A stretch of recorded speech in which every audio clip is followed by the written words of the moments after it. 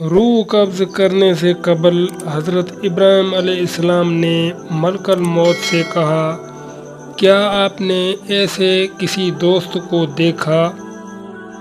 سبھی دوستوں کو السلام علیکم، اور جو بھی میرے نئے دوست ہیں چینل کو سبسکرائب اور لائک ضرور کر دیجیے گا، ساتھ میں بیل آئیکن کو بھی پریس کر دیجیے گا۔ حضرت سیدنا ابراہیم علیہ السلام کی روح لینے کے لیے ملک الموت آئے۔ انہوں نے فرمایا، کیا آپ نے کسی ایسی چیز کو دیکھا جو اپنے خلیل کے روح کو قبض کر رہا ہو؟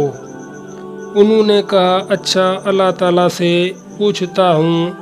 ملک الموت نے اللہ تعالیٰ کے حضور عرض کیا۔ اللہ نے فرمایا کہ جاؤ میرے حبیب کو پیغام دے دو، کیا تم نے کسی دوست کو دیکھا کہ اپنے دوست کے ملاقات سے انکار کر رہا ہو؟ تو جیسے ہی ان کو پتہ چلا کہ موت اللہ تعالیٰ کی ملاقات کا طریقہ ہے، کہنے لگے، ملک الموت، اجل اجل، یعنی کہ جلدی کر، روح قبض کر، مجھے اپنے مالک سے واصل کر دے۔ یہ تھی تمنا حضرت ابراہیم علیہ السلام کی۔ اب تو جلد سے جلد اپنے پیارے اللہ کے حضور جا پہنچیں اور ملاقات حبیب سے لطف اندوز ہوں۔ اسی لیے حدیث قدسی میں فرمایا، ملاقات کر کے میرے نیک لوگوں کا شوق میرے ملاقات کے لیے بڑھ گیا، اور میں ان کی ملاقات کے لیے ان سے بھی زیادہ مشتاق ہوں۔ جب روح نکلتی ہے تو انسان کا منہ کھل جاتا ہے، ہونٹ کسی بھی قیمت پر آپس میں چپکے ہوئے نہیں رہ سکتے۔ روح پیر کو کھینچتی ہوئی اوپر کی طرف آتی ہے۔ جب پھیپھڑوں اور دل تک روح کھینچ لی جاتی ہے تو انسان سانس ایک ہی طرف یعنی باہر ہی چلنے لگتی ہے۔ یہ وہ وقت ہوتا ہے جب چند سیکنڈ میں انسان شیطان اور فرشتوں کو دنیا میں اپنے سامنے دیکھتا ہے۔ ایک طرف شیطان اس کی کان کے ذریعے کچھ مشورے تجویز کرتا ہے تو دوسری طرف اس کے زبان اس کے عمل کے مطابق کچھ لفظ ادا کرنا چاہتی ہے۔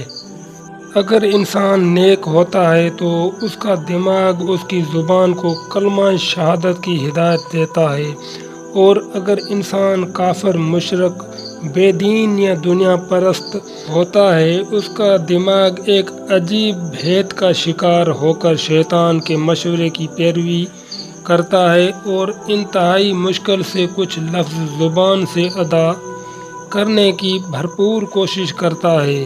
یہ سب اتنی تیزی سے ہوتا ہے کہ دماغ کو دنیا کی فضول باتوں کو سوچنے کا موقع ہی نہیں ملتا۔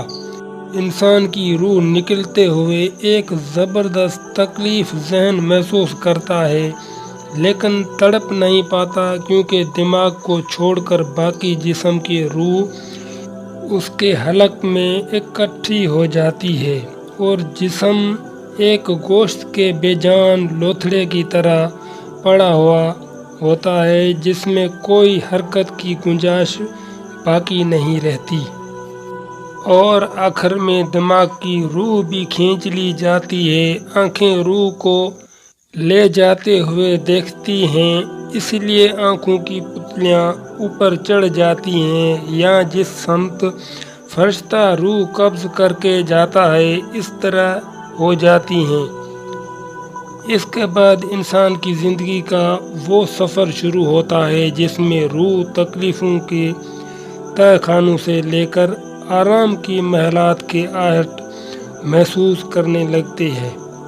جیسا کہ اس سے وعدہ کیا گیا ہے، جو دنیا سے گیا وہ واپس کبھی نہیں لوٹا، صرف اس لیے کیونکہ اس کی روح عالم برزخ میں اس گھڑی کا انتظار کر رہی ہوتی ہے جس میں اسے اس کا ٹھکانہ دے دیا جائے گا۔